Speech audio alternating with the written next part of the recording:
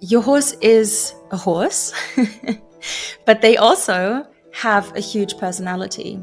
So if someone comes to you and says, look, I am experiencing issues with the connection with my horse, I'm not sure if I'm at the end of the road with this partnership, how can you help me? What do you do and what can they do? Put one hand on your heart and the other one on the horse, and then just breathe or just breathe into your hand and try and connect, just be aware of your body, basically. Put consciousness into those parts and energy, or whatever you want to call it. But I think it's really that awareness or consciousness piece. Again, nobody decides for you what you want to do with your horse and how you want that to look like. And I think it's so incredibly brave to do something like that in an environment where people might look at you and go, okay, why is she sitting on the floor of the arena? What the hell is she doing?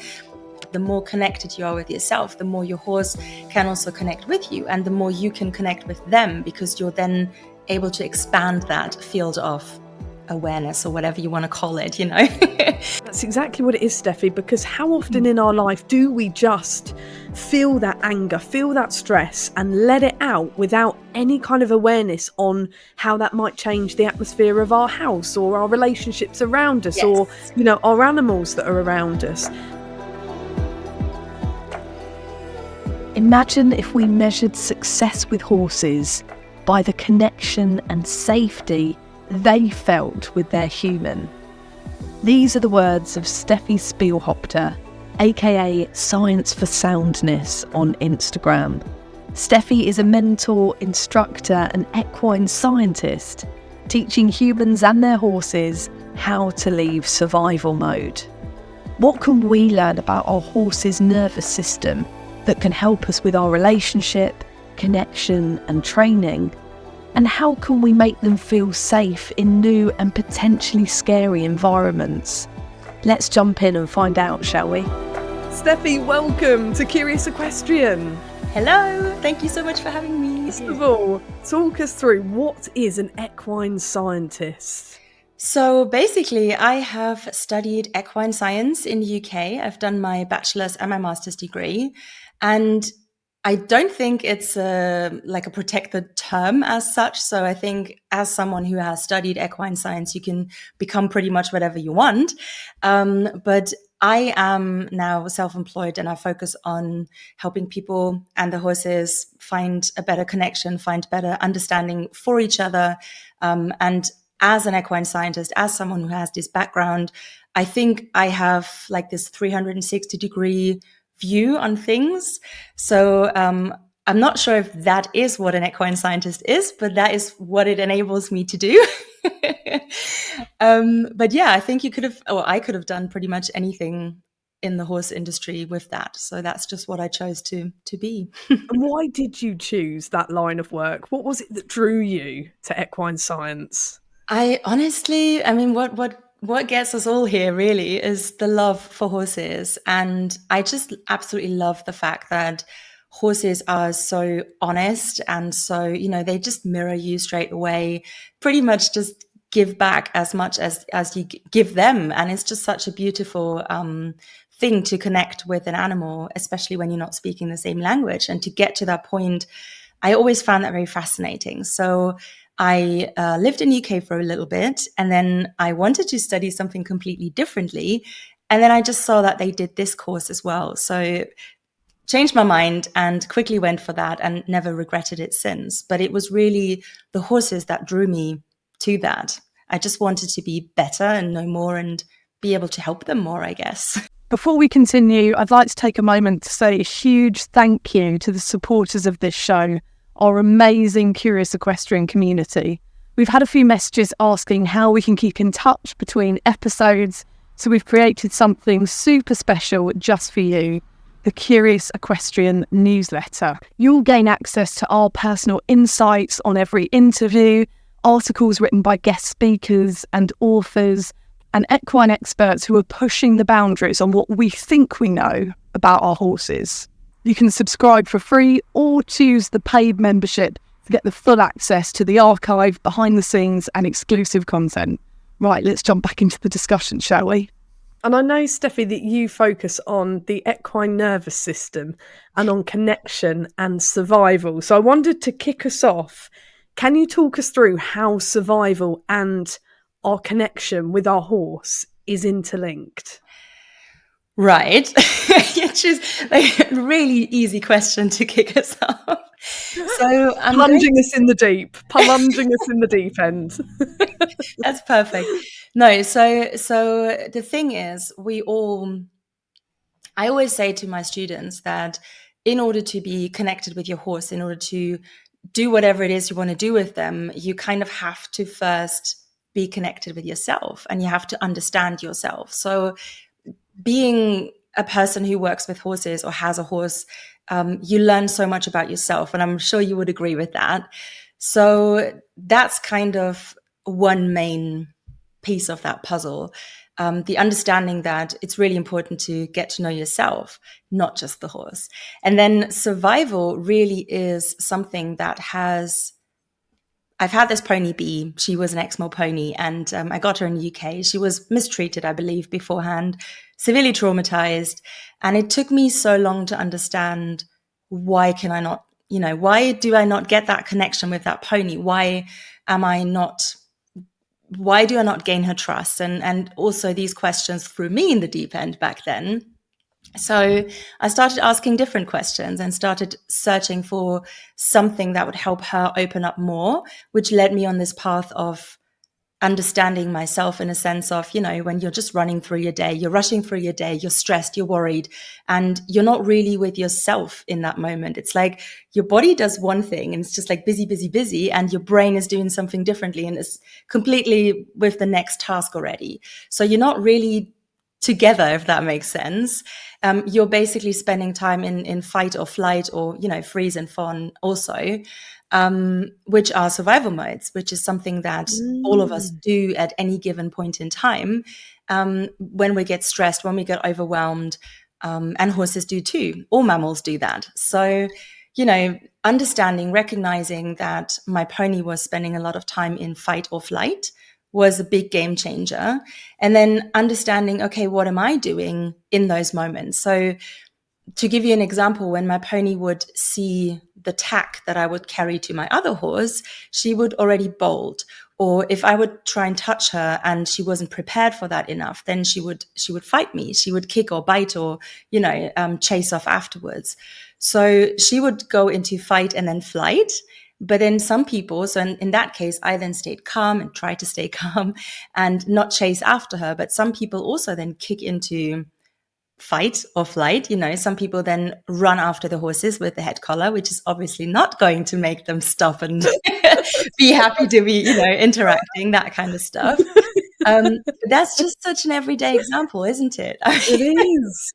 Is it? We laugh, don't we? But that is the scenario. If you're at a riding school, if you're in a livery yard or something happens, yeah, it's like we take on that chaos, don't we? There's a loose horse or there's a bronking horse and everyone loses their head, and it's infectious, isn't it? We all start ramping up our energy and start sort of giving out that chaos. Absolutely. So that is a huge piece of that puzzle as well, to just understand that, what you've just said, and to just recognize, okay, hang on a minute, what am I actually doing right now? And why am I doing that?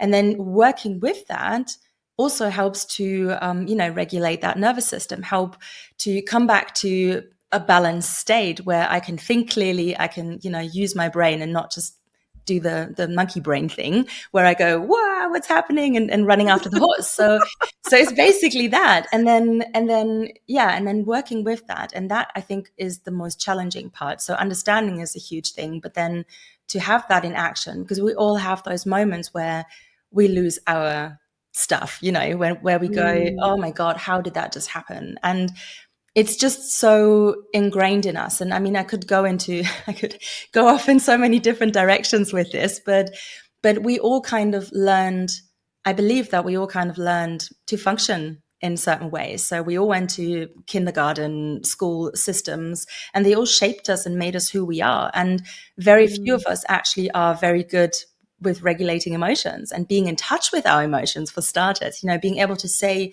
I feel angry because I'm unable to catch my horse. That will be such an honest thing to say, but nobody says that. Everybody goes, stupid horse keeps running away. So, to shift that perspective to that point, I believe that is key.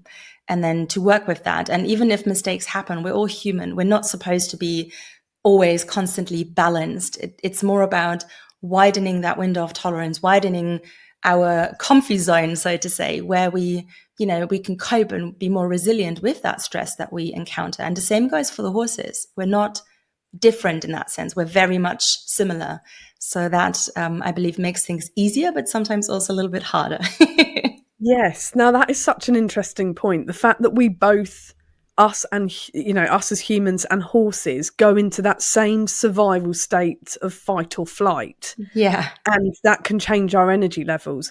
How can we stop our emotions escalating? So when we've had a stressful day at work, or we've got issues in our personal relationships, and we're heading to the stables and the yard, how do we stop that building up if then our horse is displaying, signs of stress, or, doesn't want to take part in lunging, or doesn't want to be ridden, or doesn't want to play ball that particular evening, and they're saying, actually, no, there might be some bronking, some bucking, some bolting. How do we stop our emotions then escalating into this chaos that you describe?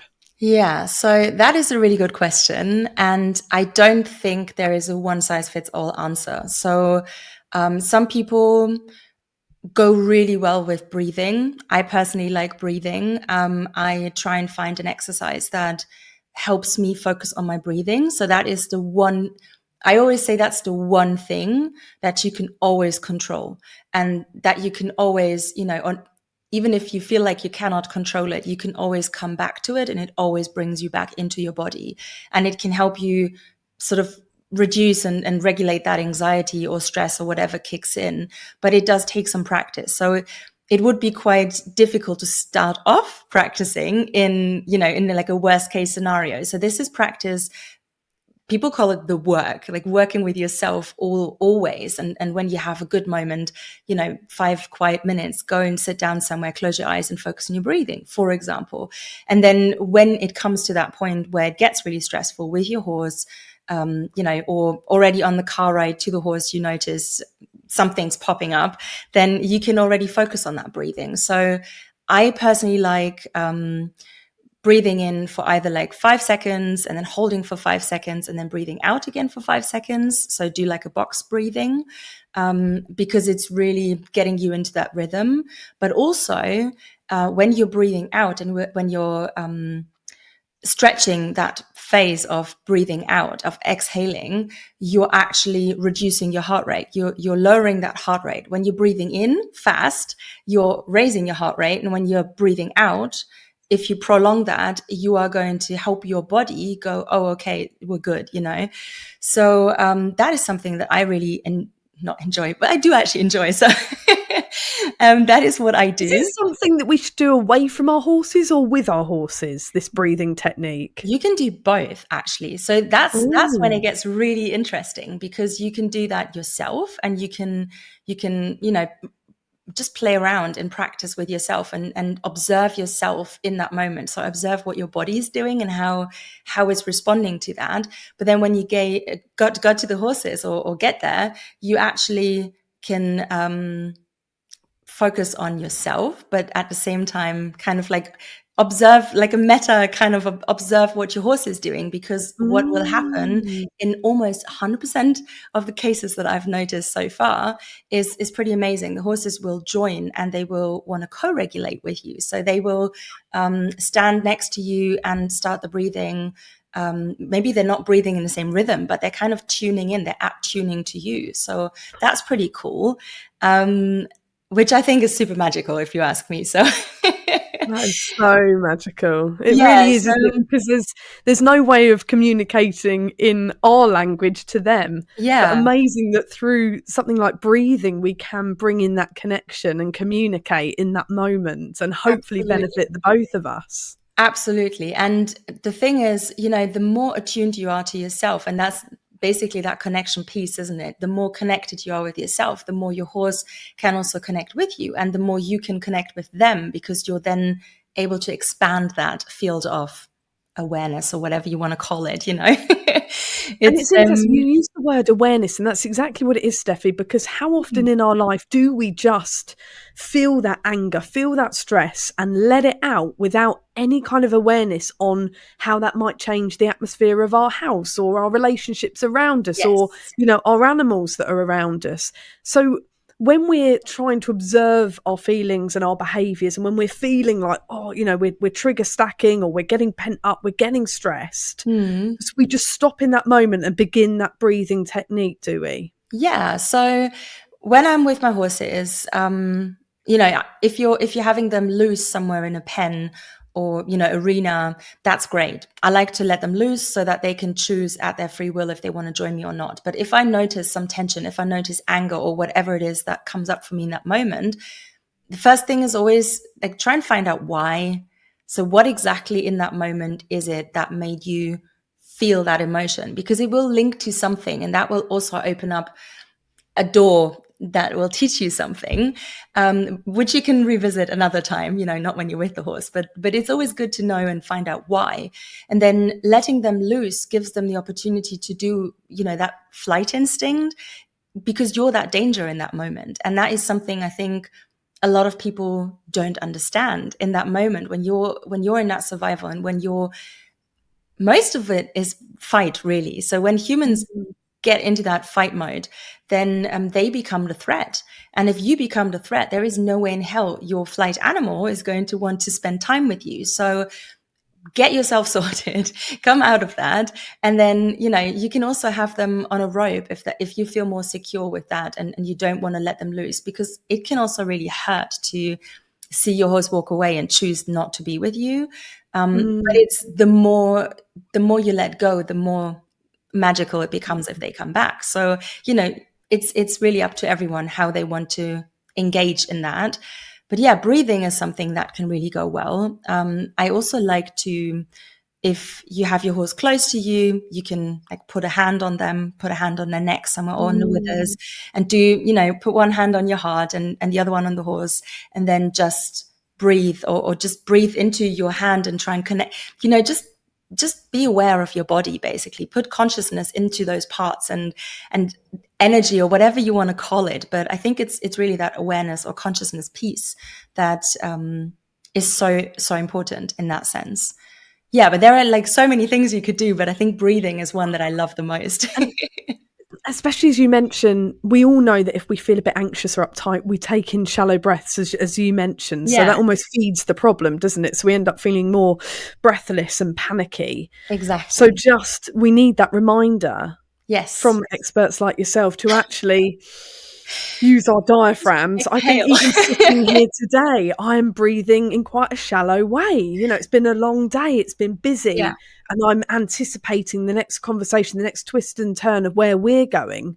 And Yeah. actually, it can be so soothing, even on a normal day, to breathe properly. Can you run us through, Steffi, a technique, that breathing technique that you use, that very quickly, that we might be able to start today with our horses? Yeah, we can do it together if you want. Yeah, let's do it together. Okay, so let's go with a different. So let's go not with the box breathing, but with one where we exhale a little bit longer. Mm. So let's make it 4, 5, 6. So I'm going to say it once, and then we're going to do it for a little bit. Okay, so I like to put my hands on my heart or my belly, or one here and one there.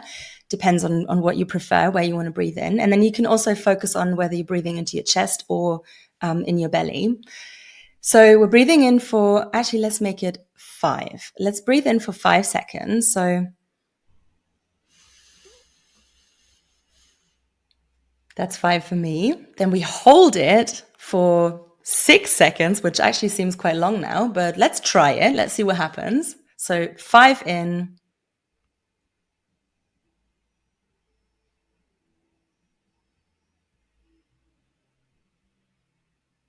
and then we breathe out for 7 seconds.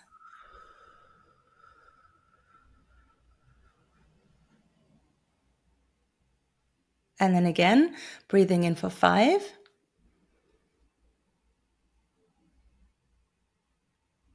holding for 6,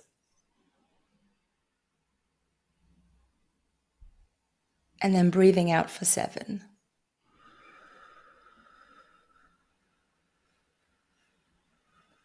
If this rhythm doesn't work for you, you can also change it. But if you do that for like, we can do it, we can do more if you want. We can do it for like 3 or 4 cycles, but you will Do you know what's already notice. amazing? Yeah. Yeah, I'm sorry, finish what you were saying, Steffi. Sorry, I cut you off there. No. I think we can already because we're pausing in that moment, we're holding that breath and then we're exhaling and we're already like calming ourselves down. I can sense it in my energy already. I don't know if listeners can hear that in our voices.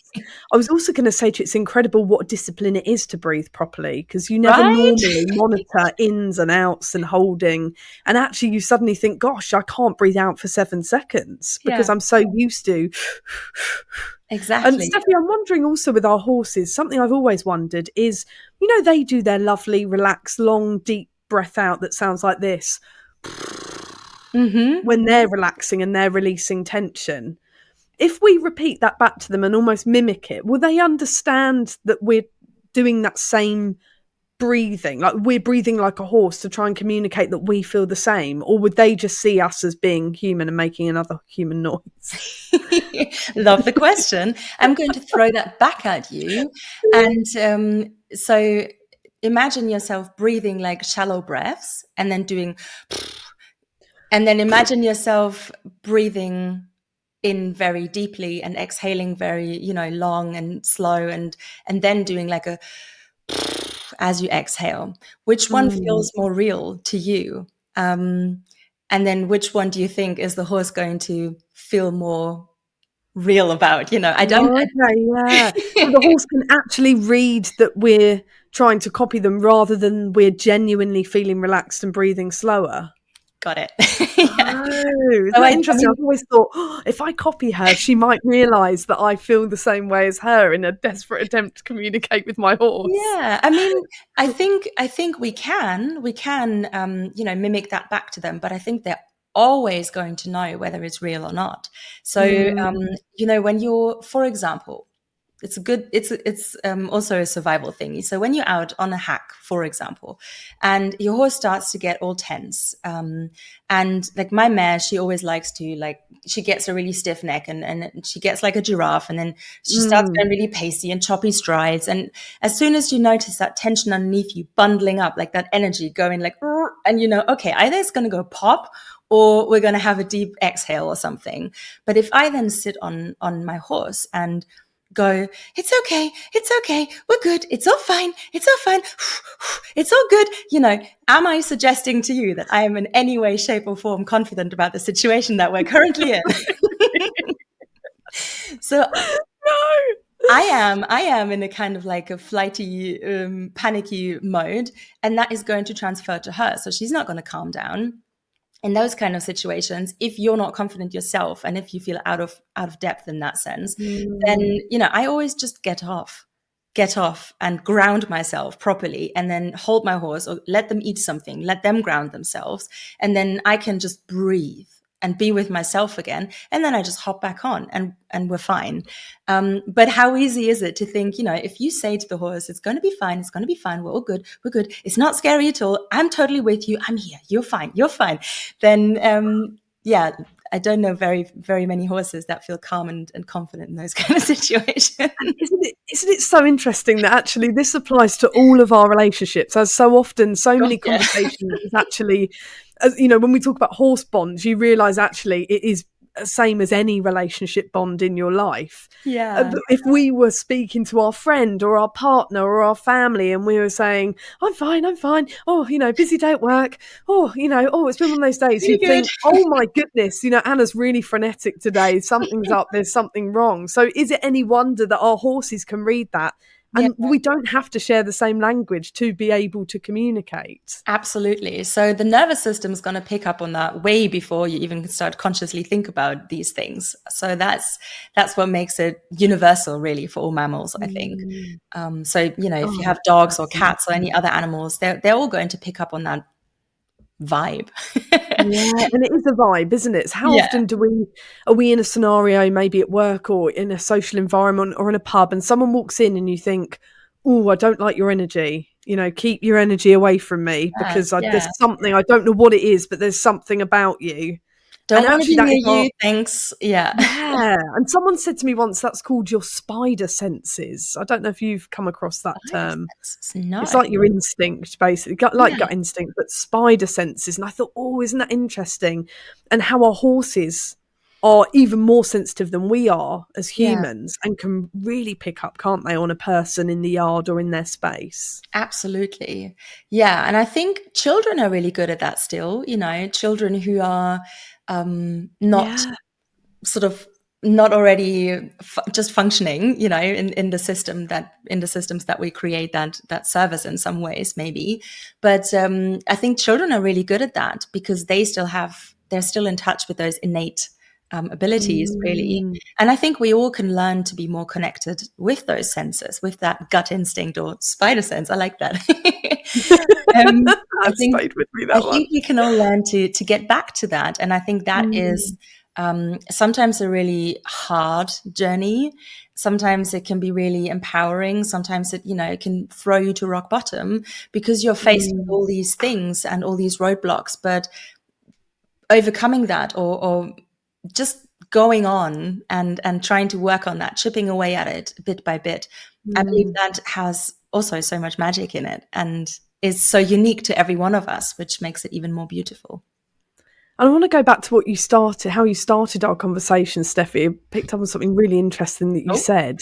And it was that working on our horse bond, our relationship with our horse, and our communication is all about bettering ourselves. And sometimes that involves some hard truths that we're not ready to face. And there was one example of this in my own life that regular listeners will know, that I talk about my rescue horse Winnie quite often. She had a troubled background in Ireland. She came over by lorry, and she turned out to not quite be the horse that the dealer sold in Ireland. She'd been drugged, she'd been tethered, she'd been beaten, she was nervous. She'd not been backed properly. So we've had quite the journey of building trust. She didn't even know what a pat was, or a treat was, or a stroke. So we've had a really long journey together. And what was quite interesting, when our bond was established, I had to move and relocate 100 miles away and take the horses with us. And it was a real time of upheaval for me, and a sad time of loss of the area that I'd grown up in. And I can't quite pick the word correctly, but I was quite ratchy. I was that high frequency. I was probably quite defensive at the time. I was feeling unsettled in my life. And I assumed that the horses would also feel this way upon landing. I thought, gosh, they're going to feel out of sorts. They're going to feel like they've been, turned up somewhere completely new that they know nothing about. How are they going to cope with this? And actually, I was so surprised to see how resilient they were as a herd, and they acted as though they'd spent life on the road always, and they were happy, in our new landing, and they weren't bothered. But I was. Yeah. And I think my mare suddenly was acting quite defensive towards me. She didn't want her head collar on. She didn't want her fly mask on. She wasn't listening to me for the first time ever when we'd built a really strong bond. And I soon realised it's because I was going up to her quite defensive, expecting her to be defensive with me, or to be rattled with or spooky in the new environment. And then when I realised it was me that was the problem, and I worked on my energy levels and what I was sort of giving to the room and to the field, then the whole situation calmed down, and time spent together, relaxing together, building up that trust again. We were united. And I thought, my goodness, after all, it was me that was the problem. But I had to go on that journey to realise it was my interaction that was causing that. Yeah.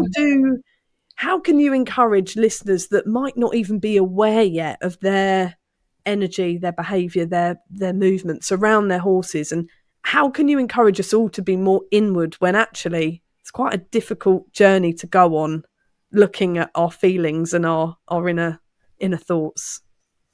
I mean, thank you for sharing that. That is so interesting, and also a very beautiful story, because it probably also brought you closer to yourself in that sense.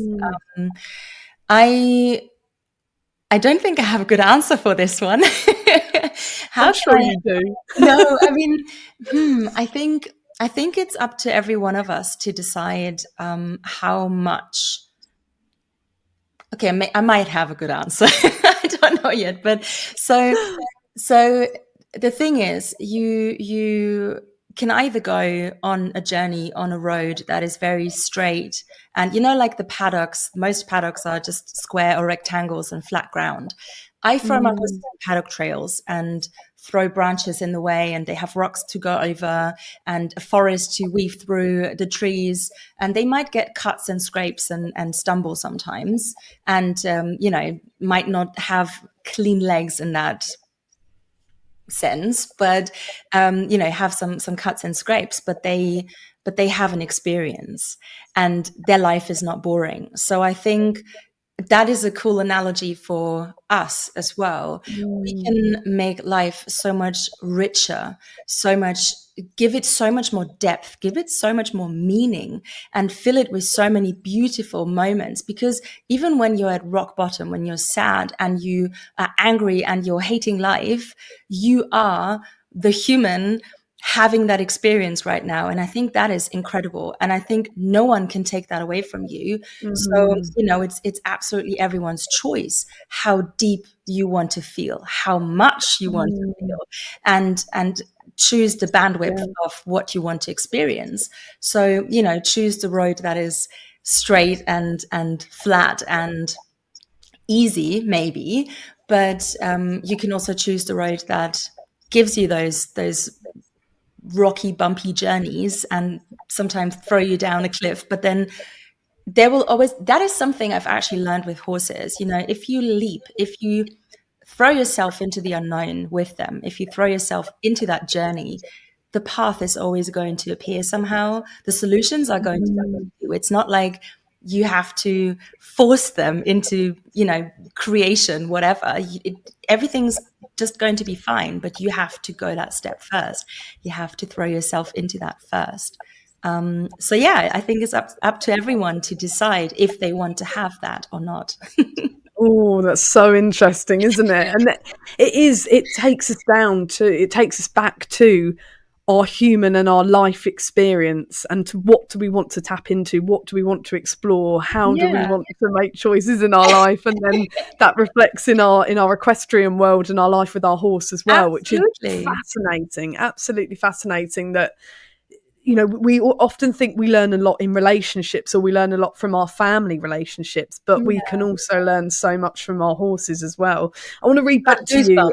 Yes. It is, isn't it? Oh, gives me goosebumps too. I just want to read you something, Steffi, that you say that you do in your work, that you dive into the link between survival and connection for you, your horse, and your horse-human connection on a nervous system level.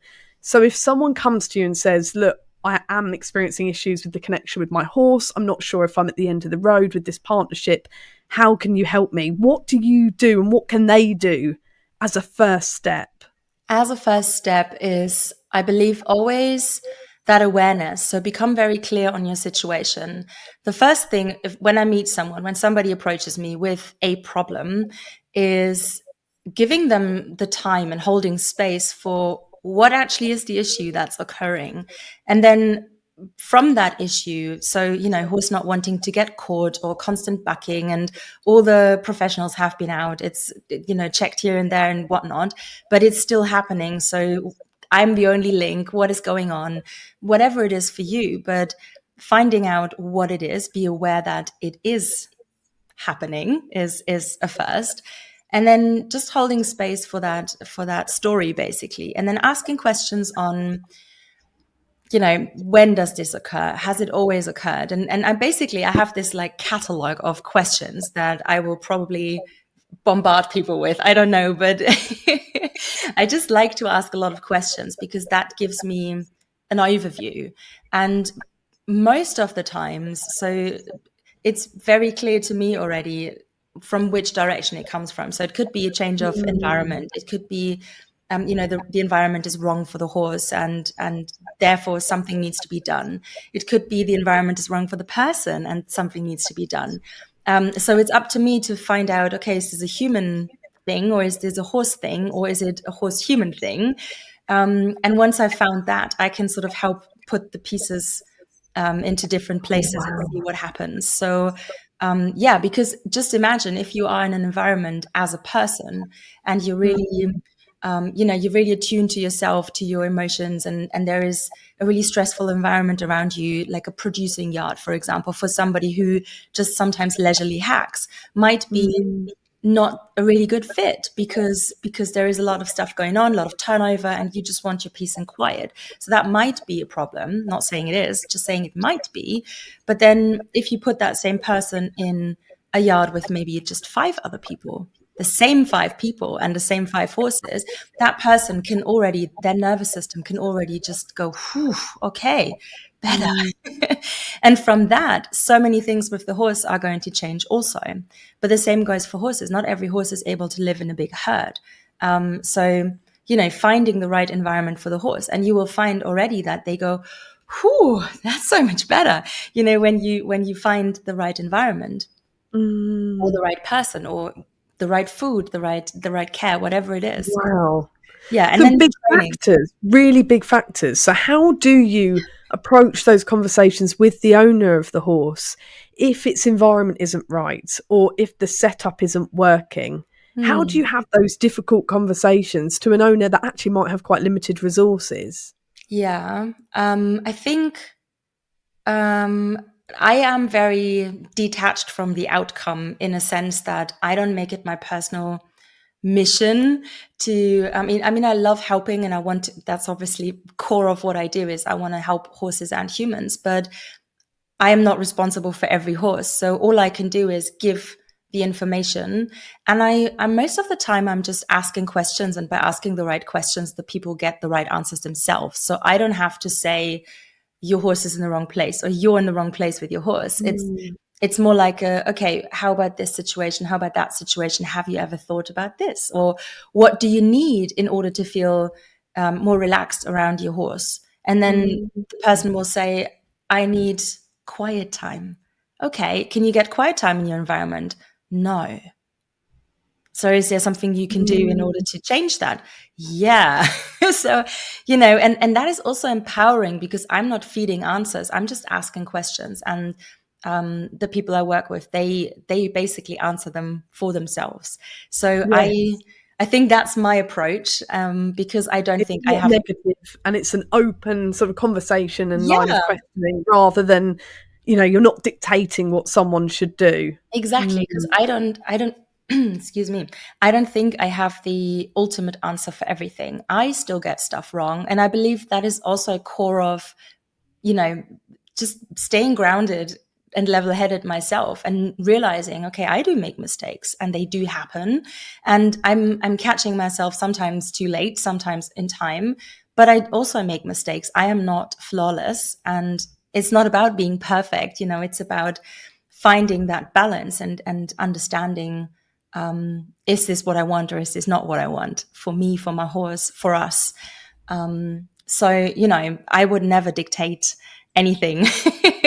I don't feel like I'm in a position to do that by no means. I'm so overwhelmed by the response I get on my work. And to me, this is it's mind blowing as well. So, being invited to lovely conversations like these ones, it's just, to me, that is magic. That is mind blowing and absolutely incredible. And I'm so grateful for this experience because this too throws me outside of my comfort zone and forces me to face my fears and, speak out about what I do and be more present with that and, own it basically. So, I own the mistakes as well as the stuff that I do get right. And therefore I would never want to say this is the only one solution for everyone.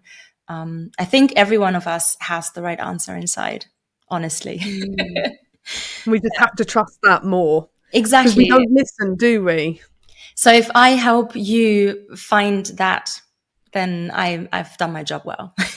Oh, that's so fascinating. And we're so grateful that you're chatting to us as well and opening up these really interesting and deep conversations that stem so much further than just what happens in the stable, what happens in the field. It opens up Yeah. all sorts of questions about the relationship with our horse and about Right.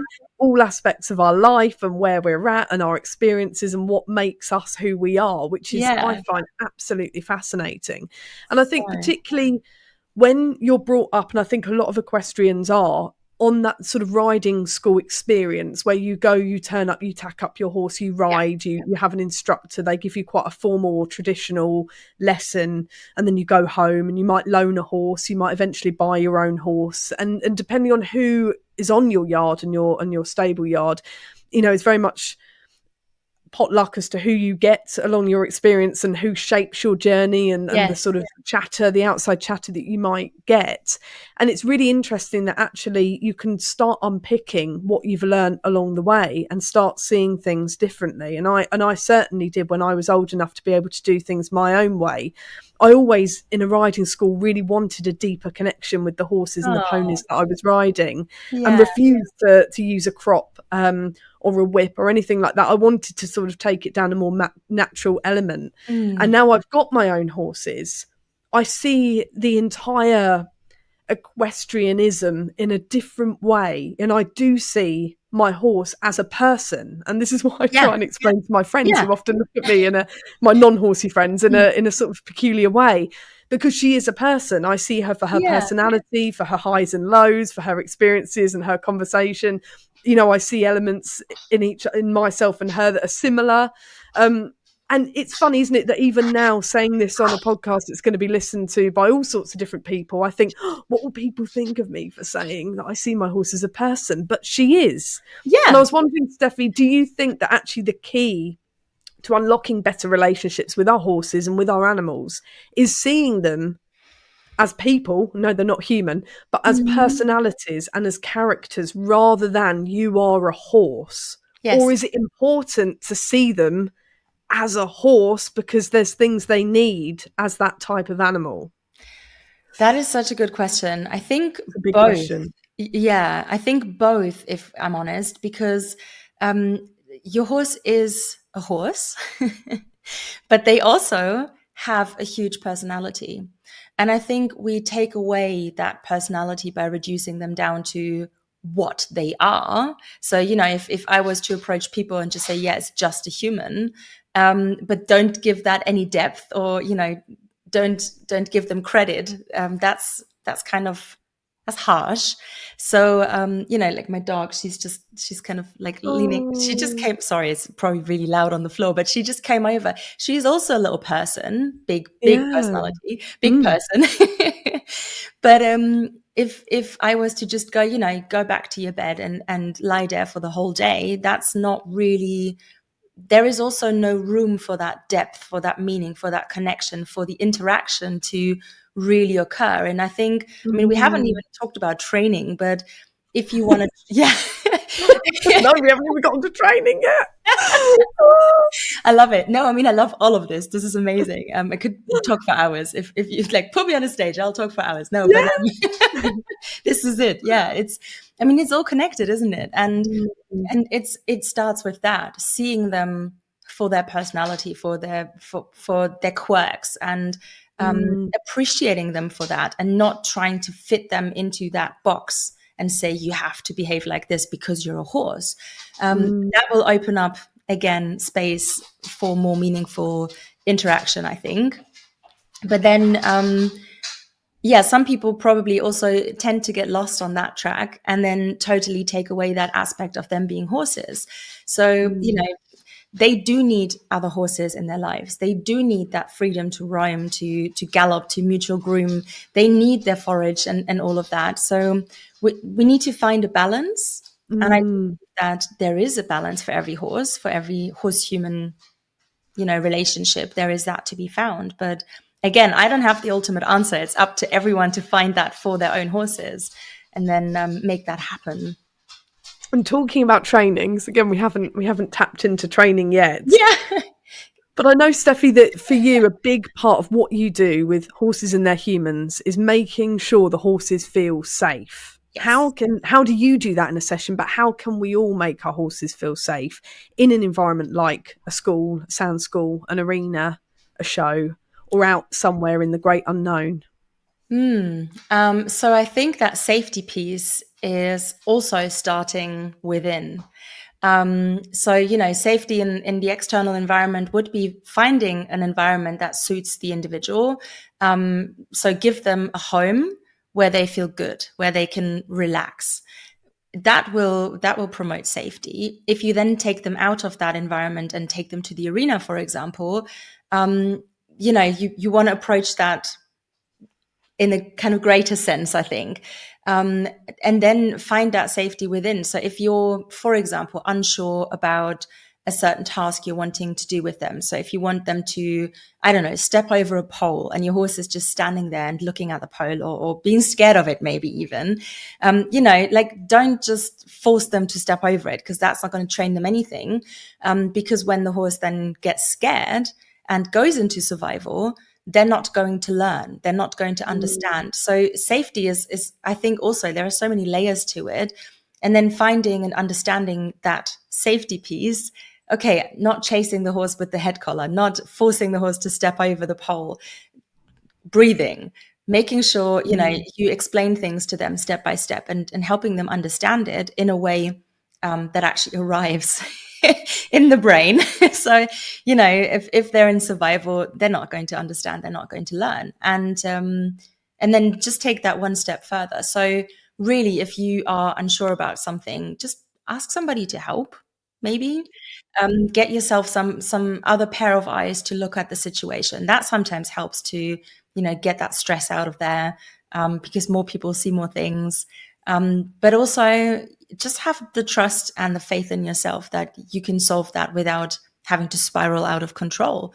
So, if you are in a situation and your horse is getting agitated on a walk or whatever, then just come back to your breathing, come back to that, be in your body, give them some grass to eat, breathe, maybe hold them, I don't know. And then also, nobody's forcing anyone to go further than they feel comfortable with. So if you only feel comfortable, for example, walking out 100 meters off your yard, and then you notice you're getting agitated and you're getting stressed and you cannot come down again, just turn around. Nobody says you have to go the full lap. Nobody says that. So, so find us. Well, it's interesting you say that, Steffi, because sometimes they do. I think we've all got instructors from the past in the back of our heads, or maybe some people have got horsey parents that have got certain ideas about things. And we all have that voice in the back of our heads that says, you must stay on the horse, you mustn't get off, or, you must continue lunging that horse because X behavior has occurred. You can't give up or you're giving in, and then the horse has won. And I was going to ask you whether, is it ever the right decision in that survival mode to walk away and to take our horse out of that situation if we feel they're spooking and they're bolting and no progress is being made? Is it the right thing to leave? I believe so. Maybe I should say at this point, there is no scenario that's never going to be 100% stress-free. Life is full of things, surprises, and situations that are going to be stressful, not just for us, but also for our horses. So the question is not to how we can completely eradicate that stress, because that's never going to happen, right? So the question should be, how can we help them and ourselves to cope with that better? And sometimes the answer is stop right now, untack, go home, take a shower, I don't know, breathe, go for a walk, do something else. Don't do that anymore. And sometimes the answer is, how much more can you do without spiraling out of control? But how can you just push a little bit more above that level, of that window of tolerance, above that level of where they are now, so that they are slightly uncomfortable, but at the same time, they're not out of control in a sense of, there's no point of return. And then see what happens from that, because you're not going to widen that window of tolerance towards stress if you always avoid it. But there are days and moments and points in time where it's absolutely necessary to just go, nope, not today. And I think both is, equally valid. But there is always a question that you can ask yourself if you're wondering, is this the right thing to do right now? And that is something like, who does this serve? does it serve my horse right now? Does it serve me right now? Or which purpose does it serve even? So, and if the answer is, I have no freaking clue, then don't do it. Don't do it. So, yeah, I mean, it sounds really simple. When you're in that moment, it's really hard to get those thoughts right. But this is great. And this is why we've got so much to learn from you, Steffi, because, you know, for those who come to you, they get those questions asked. And I'm sure people will, you know, your clients have to think through and act on those questions. And they're, you know, encouraged to think about these things. But for us and for those listening to this podcast, this might be a whole new concept. So it's encouraging us all to think through, which is great. And Steffi, I wanted to ask as well, you mentioned about the power of being able to control how you feel and your energy levels and making sure we don't get into that survival mode, or if we are, that we can leave it through breathing. And the same for our horses. Can you give us an example of when you've worked with a client and their horse and the progress you've been able to make together, getting out of that pent up stress and anxiety or that survival mode that they were in, and how they managed to transform their relationship with your guidance and how you were able to do that? Whew. Whew. Okay. Take a lot deep of good breath. questions.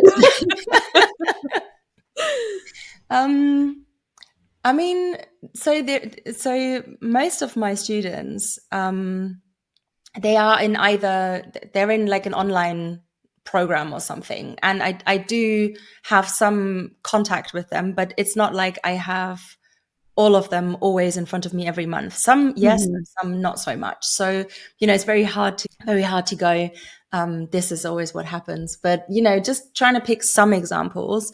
I think, so the other day I've worked with a lovely student whose horse has had a really traumatic past. So basically the programs give you kind of like the foundation, and she's been working with that. And then she got stuck on something, and she was kind of feeling like her horse wasn't very connecting with her in everyday situations. So he would always gallop away. When she turns him loose, he would just spin around, run away, and go, nope, no human. He's not really happy to be touched due to something that he's experienced in the past. And he's just not had the easiest start in life, but he's been with her for a while. And it just goes to show that trauma kind of stays in the body for years and years and years and years. And it's really difficult to just go, it's all good now, we're fine. You know, I'm doing things differently and you should be fine. So he has kind of like flashbacks, I think. So this horse just cantered away, and she did this twice. And I just I spoke to her because I'm in their ears with the like AirPods or something. And I spoke to her and I said, so how are you feeling right now? How do you feel connected to yourself right now? And then she was like, oof, no, I'm way too hot. The weather is horrible and I'm really struggling right now. And I was like, okay, what do you need? And she was like, just like take a breather. And I was like, okay, let's do it. So, you know, but this also, somebody to work with me in that kind of capacity. I mean, if you're listening, like I think you're so brave. And any of my students, if you're listening, I think you are the bravest people, honestly, to just follow that lead and to then go into the middle of the arena, to just drop on your knees or sit down and to just close your eyes. So that's what we didn't do earlier because it was at the beginning of our session. But, you know, if you're doing that breathing, if you close your eyes, there is no external stimuli for you. So I've just asked her, can you just breathe with me for a second? So we did that. And then she sat there in the middle of the arena. And honestly, I mean, she didn't see that because her eyes were closed. But I see here through the camera, and I saw her horse in that moment when I could hear her breathing also slowing down. And she was kind of more attuned to herself again. I could see how her horse would go, huh. And he turned around, and this horse just cantered away multiple times, turned around, went towards her, kind of hovered over her, stood there with her, and started breathing with her out of like his own free will, right? He lowered his head, like I'm getting goosebumps, but he lowered his head. He touched noses with her forehead, and she was like, oh, you know, because he was there all of a sudden. And I was like, this is the most magical thing that you could possibly experience right now.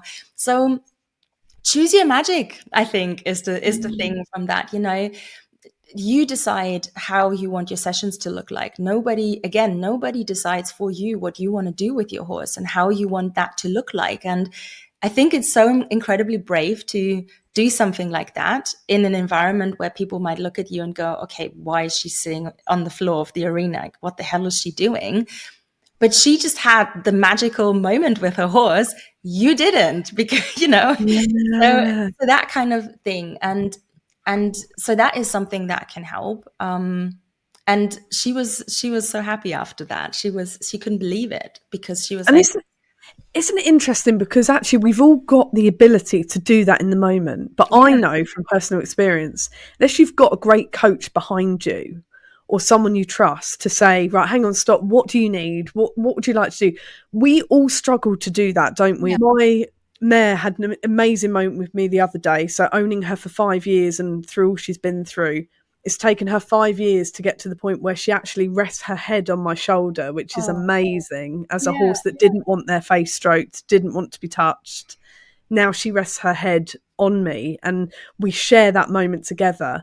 I just wonder for you, what is the importance that as horse owners and horses, or caretakers, however we want to describe ourselves, because I know some people are against the term horse owner, but for those who have horses in their lives, how important is it that we share those moments of sharing a moment of breath or a cuddle or touch, or instead of it just being about what we're achieving in the saddle or on the lunge or out at a competition? like, so important. Basically, that for me is what it's all about.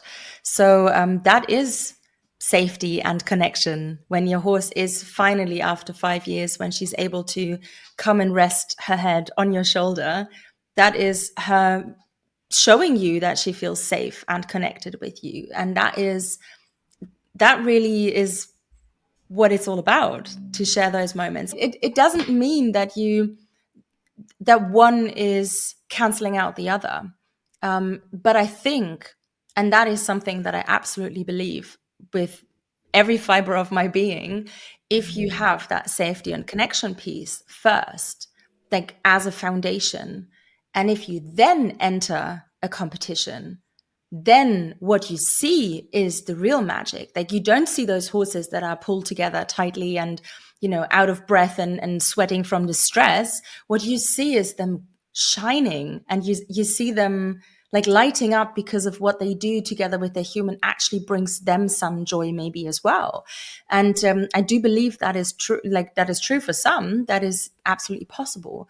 But if you get that foundation right, if you get that connection safety piece with your horse, if you lock that in, then everything else will just be so much better. And then I think also it's up to everyone to decide what they think is, right or wrong, pretty to look at, not so pretty to look at, what is actually real riding, what is pulling a horse into place. And everybody needs to come to that conclusion for themselves. And that's also why I don't believe in naming and shaming and all of that, because you're not going to change that for people. But if once you've experienced the real deal, you do not want the other stuff. You do not want to see the other stuff. You do not want to experience that. And, that just becomes secondary, but it can add on top. And before we go, Steffi, I've got to read this to you, which is, again, your own words. Love it. Imagine if we measured success with horses by the connection and safety they felt with their human. Do you think the equestrian industry needs to change the way we look at success with our horses? 100% yes. Yeah. Simple answer. Easiest question you've asked me today. And how do we do it? Just making it a little bit more tricky. Well, I mean, oh gosh, I mean, it's, if you look at it from this 360 degree angle, approach, if you look at that and you see the equipment that's being produced, that is produced to deliberately put pain inflict pain in horses so that they submit to us.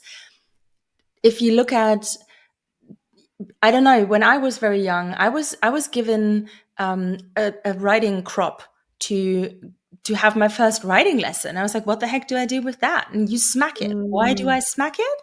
Why exactly do I smack it? You know, that whole mindset around the horse has to submit. So again, if the answer to the question, who does this serve? Like, what purpose does this serve? If it is to inflict pain, can the whole industry please eradicate that? That would just change so much, because then we wouldn't see so much pain and stress in horses. And then it carries on through all of the different layers, the riding that we're being taught. Horses need to have a certain frame, but nobody ever tells you why and what exactly it does. At least not, when I started to learn how to ride, they wouldn't. And I was very lucky that I got to the right people who always had a bit of a different approach, but still it was completely common to just like pull your horse into place, have drawing reins, and all that stuff. That makes no freaking sense, because just biomechanically speaking, you like completely throwing the whole thing off board, and what you're trying to achieve is not what's going to happen. So, if we revolutionize that, the whole riding, how we're teaching that, then we would see more lighter, more joyful moments. And if we get rid of the equipment that causes pain, we would again see more lightness, more ease, more joy with horses. And I think horses also become so much more beautiful when they actually are well and happy. And that doesn't mean it's always this, not every horse wants to be in a big herd outside. Some of them want to live in their own stable with a little paddock around and just have one other horse next to them, because they don't feel safe, because again, they've not experienced good things in their past or whatever. But if we start to look at things through all of these layers and try and make some changes, and it wouldn't take a lot, if we're honest, it wouldn't take a lot. But I mean, I've been at an event in February this year where I was also speaking, and it was this whole debate on how can we change the equine industry, and everybody was so on board with that, but still changes are so slow, so slow, and for some reason. Yeah, I mean, there are so many reasons, but that would be a whole different podcast. And finally, Steffi, when you look ahead to the next decade, what would you like to see changed about the equestrian industry, and what do you hope for horses in the future? I just hope that if people can read the horses, so that's like another huge thing, to start to see what they're telling you, because they're so expressive. And I think looking into the next decade, if I could change that for horses, then I think we would have so much less pain and stress and miscommunication with them as well. And none of us would need to constantly go into survival, not them, not us. And it would help everyone just to be able to understand each other better. Steffi, thank you so much for letting us into your world for an hour and sharing your wisdom and expertise. And it's got me asking and thinking about lots of different questions. Your questions have been great. You've got me thinking and questioning everything and our own behaviours and our own energy levels and our own thoughts as we approach the yard after a day that has been long and has been challenging, as we all experience in our own lives, and how we can shift that and what we can do to stop those triggers stacking, to stop that escalation and getting into that survival mode that just doesn't help us and it doesn't help our horses. So thank you so much for offering so many words of wisdom and so many stories along the way. Thank you so much for having me. It's been an absolute pleasure and joy to be hanging out with you. Let's do that again sometime in some way. Steffi, for those listening that want to get in touch with you and find out more about your coaching, how can they do that? You can find me on Instagram. That's probably the easiest right now. It's at Science for Soundness altogether. And I do have a website as well, which is scienceforsoundness.com. And from there, you will also find online programs coaching options and all sorts. So I think Instagram and the website is probably the best bet for now. Brilliant. Thank you so much for listening to and watching Curious Equestrian. If you enjoyed this episode, please don't forget to subscribe to us on YouTube so that you don't miss an episode and all that's coming your way, or you can subscribe to us on whatever podcast platform you listen. If you could leave us a review on Apple Podcasts, that would really help us to find lots more lovely listeners. And you can also follow us on Instagram @Curious Equestrian Podcast. We'll see you next time.